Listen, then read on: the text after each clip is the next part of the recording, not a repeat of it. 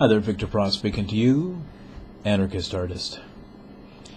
Now, in all the plans to redistribute the wealth of the world in the endless debates which one hears today about whose need is greater than whose, and who should have first claim to somebody's property, and the countless schemes for the enslavement of human beings in the name of the public good, there are certain questions that few care to think about, such as, well, where does the wealth come from? Who produces wealth? And the answer is people of ability. And what human faculty makes production possible? Human reason. But the real question here, a very significant question, would be what conditions of existence makes wealth possible? And that would be freedom.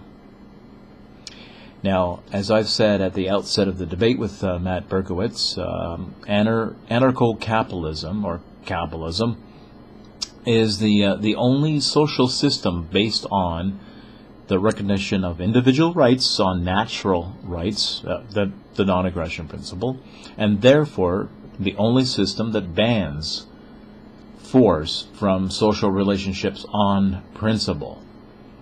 Now, where does this leave the RBE, Zeitgeist Movement? Well, the Zeitgeist Movement is not the vanguard of the future, but the terminal stage of the past. Now, it's been said that the Zeitgeist Movement is merely Marxism with robots, and of course there are substantial differences between the two. And so comparisons are usually mocked among members of the ideology, and I can understand that. But let's just take a look at this for one moment. Now, just like RBE advocates, old-line Marxists claimed that they were champions of reason, that socialism or communism was a scientific social system. This has been said before.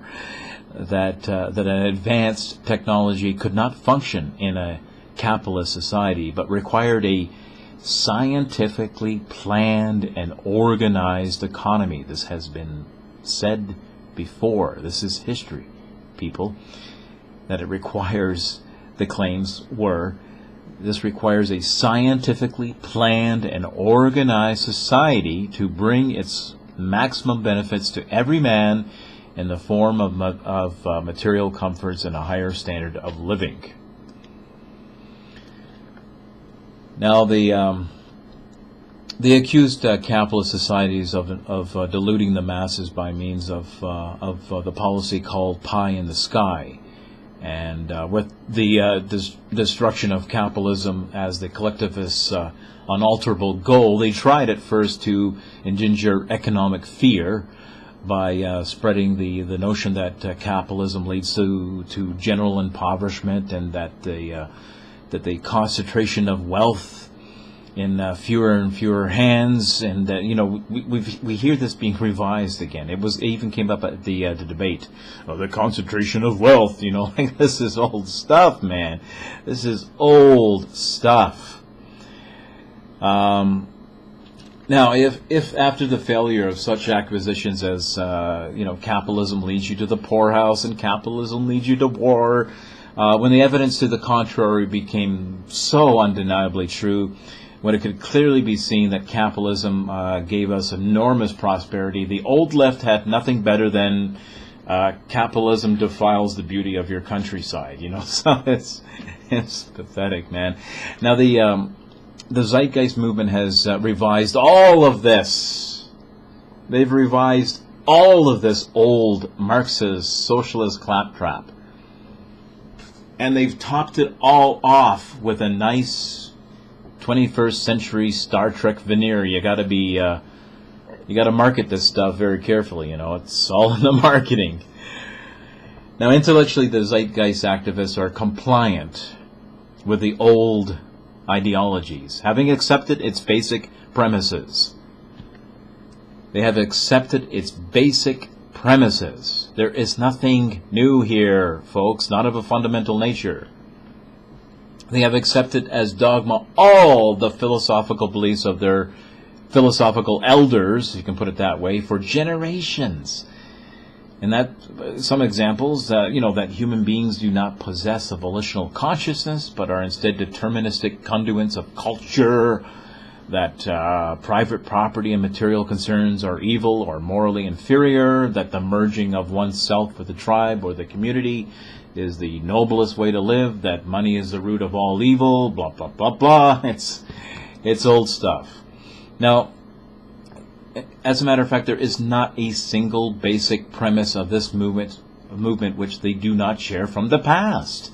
And far from being rebels with a new value system, they embody the philosophical trend from the past 200 years. The whole goddamn altruistic collectivist axis which has dominated Western philosophy.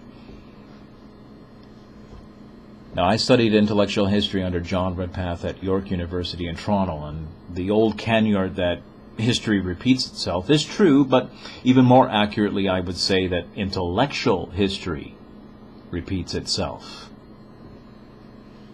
There is a common thread that the RBE advocates and the socialists share, and that is this.